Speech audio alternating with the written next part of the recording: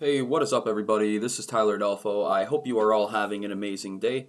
For today's video, we are going to be reacting to George Carlin, A War on Homelessness. For the last video, I did George Carlin Man Stuff. If you haven't seen that, you could check it out. I'll put a box at the end of the video with a link to it so you can get to it easier. But today we got War on Homelessness, so why don't we take a listen?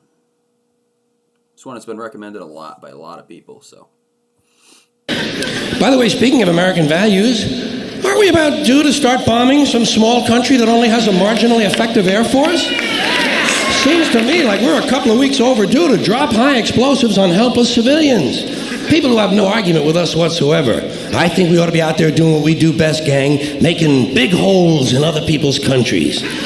I hate to be repetitious, but God, we are a warlike lot, you know? We can't stand not to be fucking with somebody. Country's been at war for almost every single year of its existence. There's only been a select few years where it hasn't been.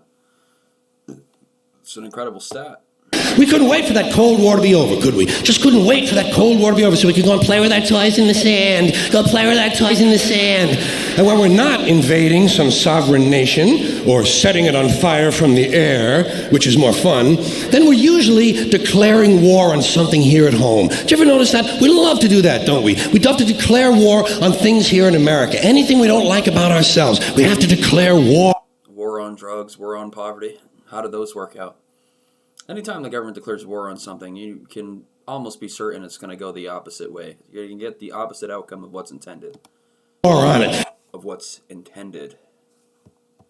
Don't do anything about it. We just declare war on it. We got a war. It's the only metaphor we have in our public discourse for solving a problem. It's called declaring a war. We got a war on poverty, the war on crime, war on litter, the war on cancer, the war on drugs.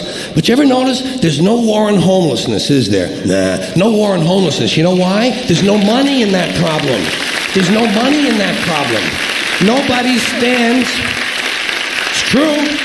Nobody stands to get. I don't know when he delivered this, but it's still just as much true today. You still see plenty of homeless people around. I saw homeless people for the first time when I was like 5 years old, and still see them many, many times. It's sad. It's incredibly tragic that the wealthiest nation in the world, that this could be such a massive issue where hundreds of thousands of people are sleeping on the streets each night.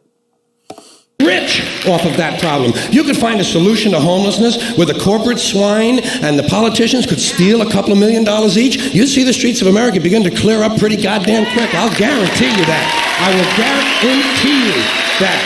Now, so I got an idea for homelessness. You know what they ought to do? You know what they ought to do? Give the homeless their own magazine. Give them their own magazine. It would make them feel better, for one thing. That's a sure sign of making it in this country. Every group in this country that makes it and arrives at a certain level has its own magazine. You have Working Mother magazine, Black Entrepreneur magazine, Hispanic Business magazine. In fact, any activity engaged in by more than 4 people in this country has got a fucking magazine devoted to it. Skydiving, mountain climbing, snowmobiling, backpacking, bungee jumping, duck hunting, shooting someone in the asshole with a dart gun, jerking off. They probably have a magazine for that. I'm sure they have. I know they have a magazine. Walking. There's actually a fucking magazine called Walking. Any way that advertisers can find a way to make money, they're going to do it, for sure. Look, Dan, the new Walking is out. Here's a good article, putting one foot in front of the other. Give them their own magazine. Give the homeless their own magazine. You know what you call it? Better Crates and Cartons. Then when they get finished reading it, they can use it to line their clothing. That's a good, sound business solution. That's the kind of answer you get from a conservative American businessman. Say, yeah, let them read it. When they get finished reading, they can use it to plug up the holes in them piano crates they all seem to like to live in. A good, sound, practical, conservative American business solution. I'll tell you what they ought to do about homelessness. First thing, change the name of it. Change the name of the condition. It's not homelessness, it's houselessness. It's houses these people need. A home is an abstract idea. A home is a setting. It's a state of mind. These people need houses, physical, tangible structures. But where are you going to put them? Where are you going to build them? Nobody wants you to build low-cost housing near their house. People don't want it near them. We got something in this country, you've heard of it, it's called NIMBY, N-I-M-B-Y. Not in my backyard. People don't want any kind of social help located anywhere near them. It's quite funny because a lot of the same people who will be saying, oh, we need to do something about homelessness, it's so tragic, it's so sad, it's so terrible, are the same exact people that you would see, drawing fire about low-income housing being built in their community or anywhere within the proximity of where they live. Anywhere but here is what I meant. Yeah, that's what I meant. You try to open up a halfway house, try to open up a rehab center for drugs or alcohol, try to build a little home for some retarded people who want to work their way into the community. People say, not in my backyard. People don't want anything near them, especially if it might help somebody else. Part of the great American spirit of generosity we're always told about. Big, generous American nation. Ask an Indian about that. Ask an Indian how generous this country is. If you can find one, you got to locate the Indian first. We've made him just a little difficult to find. Or if you need current data, select a black family at random and ask them how generous this country has been. People don't want anything near them, even if it's something they believe in, something they think society needs, like prisons. Everybody wants that, right? Everybody wants more prisons. That's the new answer to all of our problems. Lock a lot of motherfuckers up. Everybody wants more prisons. They say, build more prisons! But not here. We incarcerate more people than any other country in the world. I don't recall the exact numbers, but I just know we incarcerate more than any other country in the world. It says a lot about a free society, right? Or the country known for freedom, which every country has anyways. Like, almost every country. Don't take me literally on that. Come on. You know what I mean. But why not? What's wrong? What's the problem? What's wrong with having a prison in your neighborhood? It would seem to me like it would make it a pretty crime-free area, don't you think? You think a lot of crackheads and muggers and pimps and hookers are going to be hanging around in front of a fucking prison? Bullshit, they ain't coming anywhere near it. What's wrong with these people? All the criminals are locked up behind the walls, and if a couple of them do break out, what do you think they're going to do? Hang around? Check real estate trends? Bullshit. They're fucking gone. That's the whole idea of breaking out of prison, is to get the fuck as far away as you possibly can. Not in my backyard. People don't want anything near them. Except military bases. They don't mind that, do they? No, they like that. Give them an army base. Makes them happy. Why? Jobs. Jobs. Self-interest. Even if the base is loaded with nuclear weapons, they don't give a fuck. They say, well, I'll take a little radiation if I can get a job.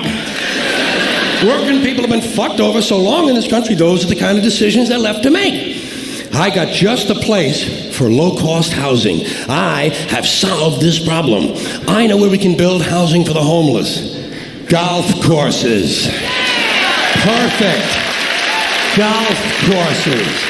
Just what we need. Plenty of good land in nice neighborhoods. Land that is currently being wasted on a meaningless, mindless activity engaged in primarily by white, well-to-do male businessmen who use the game to get together to make deals to carve this country up a little finer among themselves. I am getting tired. Really tired. I am getting tired of these golfing cocksuckers in their green pants and their yellow pants and their orange pants and their precious little hats and their cute little golf carts. It is time to reclaim the golf courses from the wealthy and turn them over to the homeless. Golf is an arrogant, elitist game, and it takes up entirely too much fucking room in this country. Too much fucking room in this country. Wow, the people who like golf do not like what he just said there. I mean, as someone who personally has never enjoyed it, I can't say that I have any issue with it. I'm sorry to golf fans out there, but I'd have to agree. I mean, it's the most boring sport, man. Most boring sport. And as he said, it's where all the people with connections, the people at the top, the people behind the curtains who run things, all get together to, carve up the pieces, as he put it. It is It is an arrogant game on its very design alone. Just the design of the game speaks of arrogance. Think of how big a golf course is.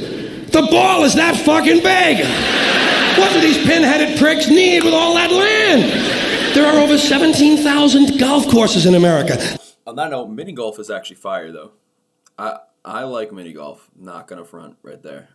Love mini golf. They average over 150 acres apiece. That's over 3 million acres. That's 4,820 square miles. You could build 2 Rhode Islands and a Delaware for the homeless on the land currently devoted to this meaningless, mindless, arrogant, elitist, racist. There's another thing. The only blacks you'll find in country clubs are carrying trays. And a boring game for boring people. Did you ever watch golf on television? It's like watching flies fuck. And a mindless game.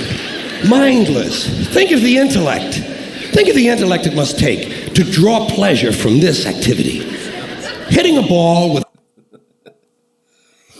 Oh, that's too much, man. That's too much. The crooked stick, and then walking after it. And then hitting it again. I say, pick it up, asshole. You're lucky you found the fucking thing. Put it in your pocket and go the fuck home. Go the fuck home. You're a winner. No chance of that happening. Dorco in the plaid knickers is going to hit it again and walk some more. Let these rich cocksuckers play miniature golf.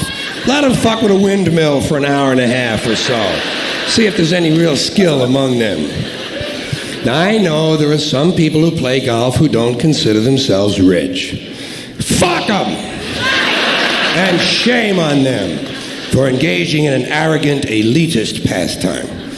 Hey, here's another place we could put some low-cost housing. Cemeteries. There's another idea whose time has passed. Saving all the dead people in one part of town? What the hell kind of a superstitious, religious, medieval bullshit idea is that? Plow these motherfuckers up, plow them into the streams and rivers of America. We need that phosphorus for farming. If we're going to recycle, let's get serious. George has got the ideas, that's for sure. Thank you. All right. That was George Carlin, A War on Homelessness. People have been recommending I check this one out for a really long time, and I gotta say, I'm not disappointed. That's one of my favorite ones that I've seen so far. So thank you to everyone who recommended this. I finally got around to it. Happy I did. Thank you to everyone who watched this reaction video. Let me know in the comments what you thought of George Carlin, A War on Homelessness. And if you liked the video, be sure to leave a like and hit that subscribe button, because there will be plenty of more George Carlin reactions coming. Thank you so much, everybody. Have an excellent day.